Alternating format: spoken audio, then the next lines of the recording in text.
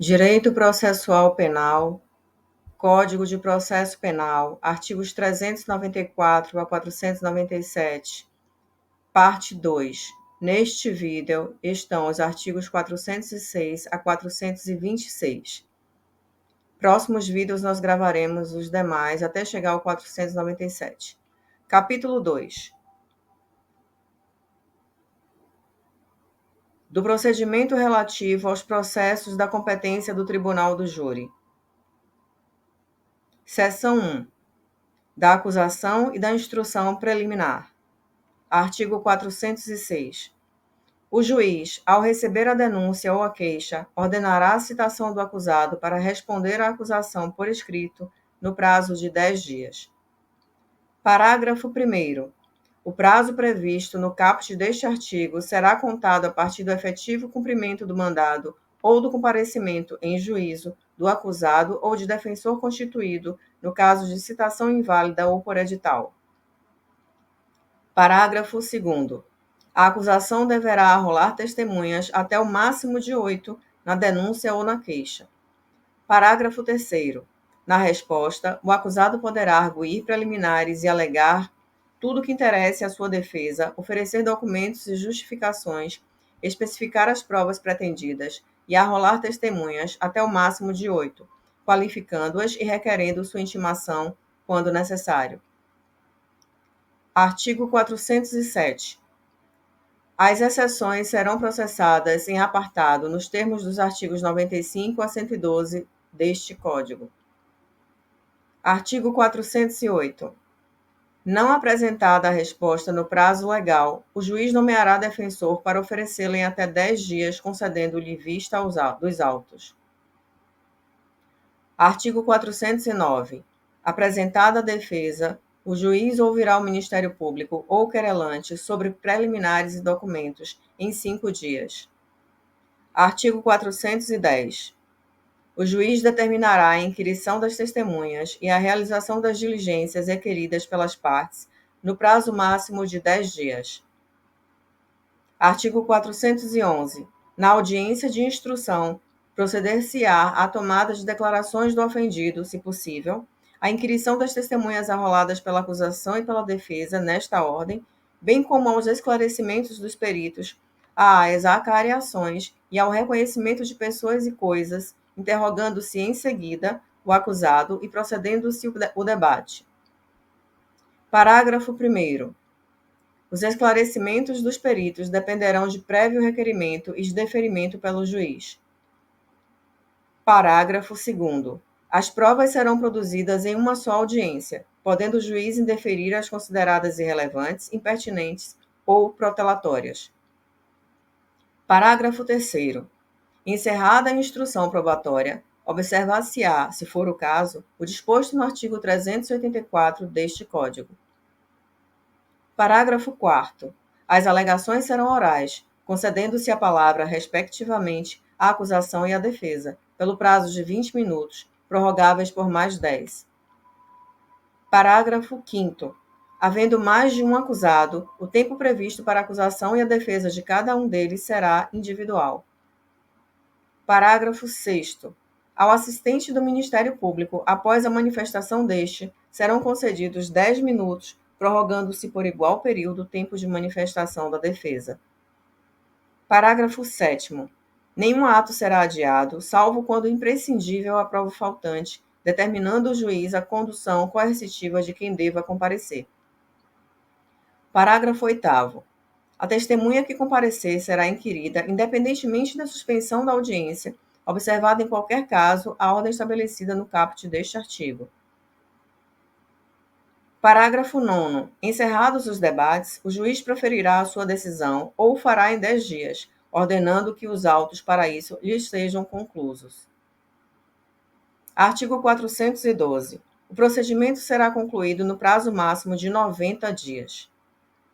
Seção 2. Da pronúncia, da impronúncia e da absolvição sumária. Artigo 413. O juiz, fundamentadamente, pronunciará o acusado, se convencido da materialidade do fato e da existência de indícios suficientes de autoria ou de participação. Parágrafo 1º. A fundamentação da pronúncia limitar-se-á à indicação da materialidade do fato e da existência de indícios suficientes de autoria ou de participação, devendo o juiz declarar o dispositivo legal em que julgar em curso o acusado e especificar as circunstâncias qualificadoras e as causas de aumento de pena. Parágrafo 2º. Se o crime for afiançável, o juiz arbitrará o valor da fiança para concessão ou manutenção da liberdade provisória. Parágrafo 3º. O juiz decidirá motivadamente, no caso de manutenção, revogação ou substituição da prisão em medida restritiva de liberdade anteriormente decretada e, tratando-se de acusado solto, sobre a necessidade da decretação da prisão ou imposição de quaisquer das medidas previstas no título 9 do livro 1 deste artigo. Artigo 414. Não se convencendo da materialidade do fato ou da existência de indícios suficientes de autoria ou de participação, o juiz, fundamentadamente, impronunciará o acusado. Parágrafo único. Enquanto não ocorrer a extinção da punibilidade, poderá ser formulada nova denúncia ou queixa se houver prova nova. Artigo 415. O juiz, fundamentadamente, absolverá desde logo o acusado quando: Inciso 1. Provada a inexistência do fato.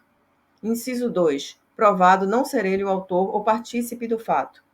Inciso 3. O fato não constituir infração penal. Inciso 4. Demonstrada a causa de isenção de pena ou de exclusão do crime. Parágrafo único.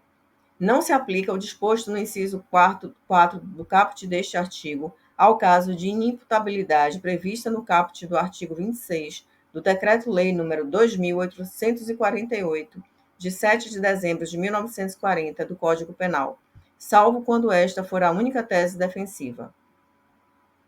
Artigo 416. Contra a sentença de impronúncia ou de absolvição sumária caberá apelação. Artigo 417. Se houver indícios de autoria ou de participação de outras pessoas não incluídas na acusação, o juiz, ao pronunciar ou impronunciar o acusado, determinará o retorno dos autos ao Ministério Público por 15 dias, aplicável, no que couber, o artigo 80 deste Código. Artigo 418. O juiz poderá dar ao fato definição jurídica diversa da constante da acusação, embora o acusado fique sujeito à pena mais grave. Artigo 419.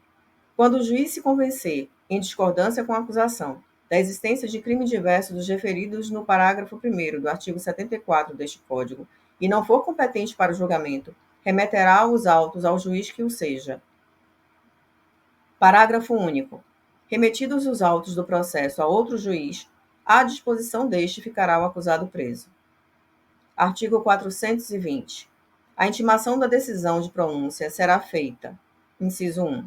Pessoalmente ao acusado, ao defensor nomeado e ao Ministério Público. Inciso 2. Ao defensor constituído, ao querelante e ao assistente do Ministério Público, na forma do disposto no parágrafo 1º do artigo 370 deste Código. Parágrafo único. Será intimado por edital o acusado solto que não for encontrado. Artigo 421. Preclusa a decisão de pronúncia, os autos serão encaminhados ao juiz-presidente do Tribunal do Júri. Parágrafo 1º. Ainda que preclusa a decisão da pronúncia, havendo circunstância superveniente que altere a classificação do crime, o juiz ordenará a remessa dos autos ao Ministério Público. Parágrafo 2º. Em seguida, os autos serão conclusos ao juiz para decisão. Seção 3. Da preparação do processo para julgamento em plenário. Artigo 422. Ao receber os autos, o presidente do Tribunal do Júri determinará a intimação do órgão, do Ministério Público ou do querelante, no caso de queixa, e do defensor para, no prazo de 5 dias, apresentarem rol de testemunhas que irão depor em plenário até o máximo de 5, oportunidade em que poderão juntar documentos e requerer diligência. Artigo 423. Deliberando sobre os requerimentos de provas a serem produzidas ou exibidas no plenário do júri e adotadas as providências devidas, o juiz-presidente, inciso 1, ordenará as diligências necessárias para sanar qualquer nulidade ou esclarecer fato que interesse ao julgamento da causa.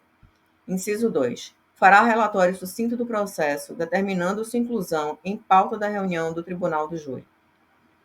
Artigo 424.